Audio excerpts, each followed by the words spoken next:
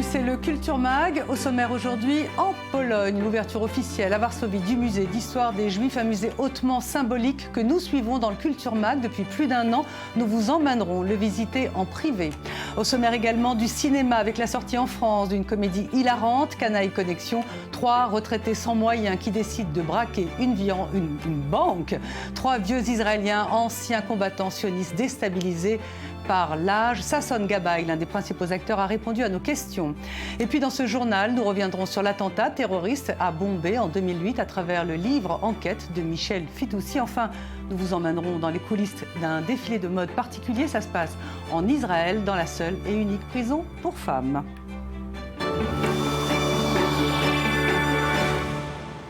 Merci d'être fidèle à nos programmes. En Israël, il n'y a qu'une seule prison pour femmes, Neve Tirsa. C'est un lieu singulier dans lequel un peu plus de 200 prisonnières de toutes religions, de toutes origines, purgent des peines pour des crimes parfois abominables. Dans ce marasme, un peu de lumière. Pour la première fois, un défilé de mode y a été organisé. Sandy Fortis et Pazit Dank ont été autorisés à entrer. Voici la prison de Neve Tirsa à Ramleh. La seule prison pour femmes de tout Israël. Dans son enceinte, 200 femmes, issues de tout milieu et de toute religion, ici pour des peines de courte et longue durée.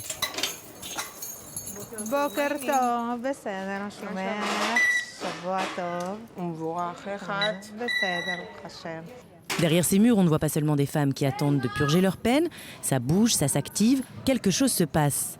Un grand défilé de mode se prépare. Un projet peu ordinaire. Depuis plusieurs semaines, 6 détenus travaillent avec des étudiants en stylisme d'une école de Tel Aviv. Ensemble, ils confectionnent des tenues pour le tout premier fashion show à Neve Tirsa. Il y a des mannequins, un DJ, d'autres prisonnières formées à la coiffure et au maquillage vont s'occuper des modèles.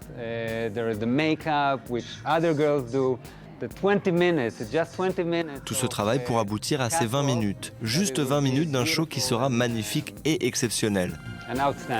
Un défilé qui entre dans le cadre des différentes formations professionnelles que la prison de Neve Tirsa propose à ses détenus. Maquillage, coiffure, composition florale et désormais couture et stylisme. Notre objectif est de donner aux détenues des outils dont elles pourront se servir en sortant d'ici. Elles pourront travailler dans des domaines qui ne demandent pas de gros investissements financiers ni une éducation élevée. En participant à ces ateliers de formation, les prisonnières de Neve Tirsa apprennent un ou plusieurs métiers. En fin de formation, elles reçoivent un diplôme délivré par le ministère du Travail, diplôme qui sera donc valide à l'extérieur. Mais pour certaines, ces cours ont une signification bien plus importante. D vient d'un petit village arabe au nord du pays.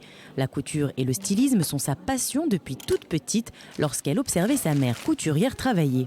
Mais pour des raisons financières, elle n'a jamais pu intégrer une école spécialisée.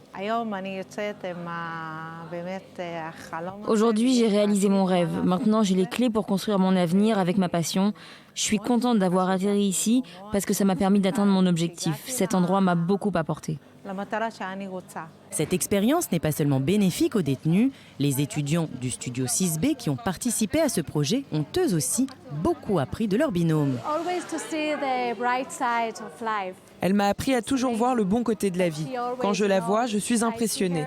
Elle s'investit beaucoup, elle dirige l'atelier couture et le réfectoire. Elle fait ça pour s'occuper la tête et ne pas avoir à penser à sa vie personnelle. Forcément, en voyant ça, on relativise. On doit s'ouvrir à des gens différents de nous, être plus compréhensif et plus tolérant vers les autres.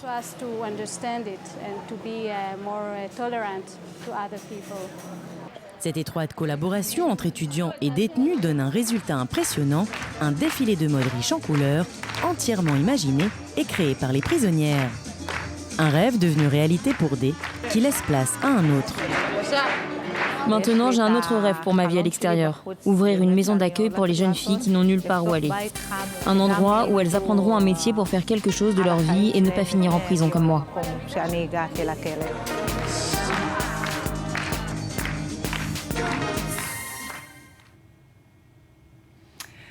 Le musée de l'histoire des Juifs de Pologne est inauguré en grande pompe cette semaine. Le gouvernement polonais, le président israélien, des personnalités telles que Roman Polanski ou Alain Finkielkraut, entre autres, sont à Varsovie pendant 2 jours pour l'occasion. Construit exactement là où se trouvait le ghetto, près de 400 000 Juifs y ont été parqués. 90% n'en sont jamais sortis. David Gombin et Pazidank y ont été dans ce musée pour le Culture Mag. Nous sommes dans le quartier de Muranów, en plein cœur du centre de Varsovie, la capitale polonaise. Ce quartier, tristement célèbre, se situe là où le ghetto juif se tenait pendant la Seconde Guerre mondiale. Totalement rasé, il ne reste que ce monument aux morts sculpté par Nathan Rapaport en 1948. Mais de ses cendres a surgi de terre ce bâtiment ultramoderne. Il se détache des barres soviétiques du quartier. C'est le musée de l'histoire des Juifs de Pologne, flambant neuf. Tout un symbole. 4000 m² d'exposition, 8 galeries. La scénographie se veut narrative. Le but, raconter le quotidien des Juifs de Pologne depuis l'époque médiévale jusqu'à nos jours. Et par là, montrer que la vie juive polonaise a une histoire plus que millénaire. Entre autres trésors, cette réplique de la synagogue de Gwodziec qu'on appelle la chapelle Sixtine du monde juif. Ces synagogues sont parmi les plus belles expressions de ce que j'appellerais la symbiose juive polonaise. Nous avons trouvé le savoir-faire de construction grâce à l'aide de 300 volontaires et experts. La construction de ce musée a fait l'objet d'un concours international et c'est un architecte finlandais qui a gagné, Rainer Malamäki.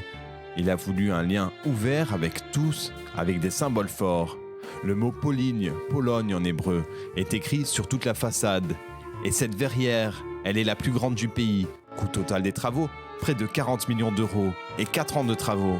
Comment les Polonais perçoivent-ils ce nouveau musée juif ? Pour le savoir, nous sommes allés les interroger. Notre première impression, c'est que le parc attenant a vite été adopté par les voisins qui viennent y flâner, profitant de l'été polonais. Ce lieu est très original, l'architecture est adaptée à l'endroit et j'adore l'intérieur. Ça ressemble à une mer ouverte, ça fait vraiment partie du quartier. Les changements sont énormes. Il y a quelques années, cet endroit était complètement sauvage.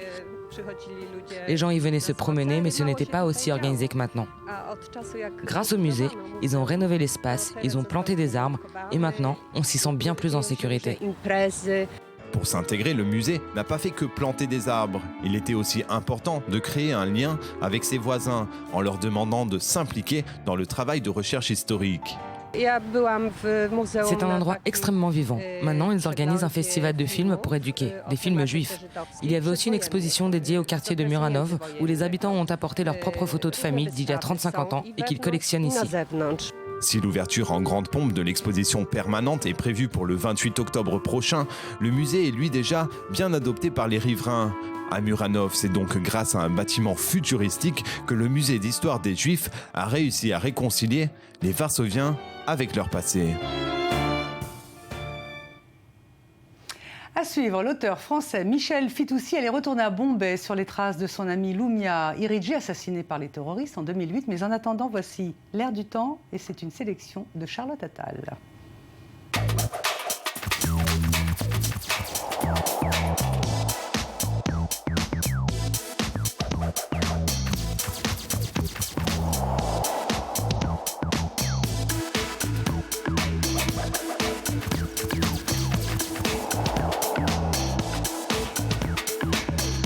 Cette jeune brune est Latifa Errar, sculptrice, plasticienne, une artiste franco-marocaine qui, en 2013, a remporté le prix Marcel Duchamp, créé en partenariat avec le Centre Pompidou. Et c'est justement là, à l'espace 315 du musée, que Latifa Errar présente son exposition L'air du temps. Une performance qui impose la vision d'ensemble, car on peut la voir de plusieurs manières. Au premier abord, on observe le côté sombre de ces paysages mentaux, mais de l'autre côté se cache une autre vision de l'exposition, plus claire, qui tranche avec la première partie, bien plus lourde de sens. L'artiste place la notion de l'espace au cœur de ses projets. Au milieu de ces nuages noirs se cachent d'autres objets, aux messages bien différents. Si les murs ne sont pas un support, ils ont toutefois leur place dans le travail de l'artiste. Si Latifa Errar est représentée par la galerie Kamel Menour à Paris, sa renommée internationale lui permet d'être exposée dans plusieurs galeries du monde, aux États-Unis, en Suisse, en Belgique ou encore en Israël.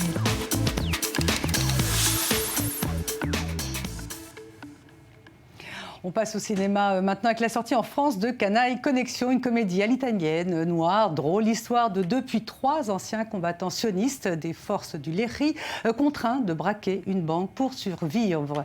Dans le casting, il y a entre autres Sasson Gabay, c'est l'un des plus grands acteurs du pays. Pour lui, le film est une comédie et non une critique sociale. Je ne pense pas que cela ait été le but de Recep Levi, qui a écrit le scénario.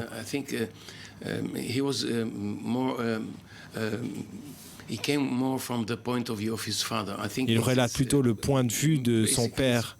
Le rôle que j'interprète est basé sur son père, qui faisait partie du Léry. Il agissait dans la clandestinité. C'était un dur, quelqu'un de très actif. Oui, mais ils ne s'en sortent pas. Ils n'y arrivent pas, ils n'ont pas d'argent. Ils ont combattu pour le pays, ils n'y arrivent pas. Oui, mais après, je pense que Recep a vu l'état de son père se dégrader peu à peu. Ce n'était plus l'homme qu'il avait connu. Je pense que c'était là sa motivation. On peut dire aussi que c'est l'histoire de 2 personnes qui ont eu beaucoup d'importance à une époque, puis soudainement plus personne ne les remarque.